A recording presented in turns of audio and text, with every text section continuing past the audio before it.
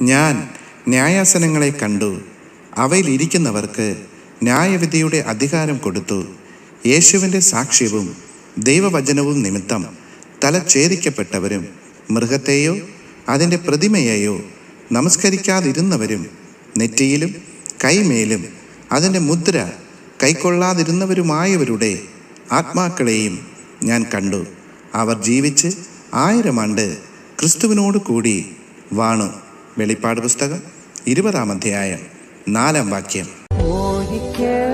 ഒരിക്കലും ഞാൻ കൈവിടുകില്ല നിന്നെ, ഭയപ്പെടാതെ ഞാൻ നിൻ കൂടെയുള്ളതാ. തീയിൽ കൂടി നടന്നാൽ നീ വെന്തു പോകുമോ? പെരുവെള്ളങ്ങൾക്കു നിന്നെ മുക്കാൻ കഴിയുമോ?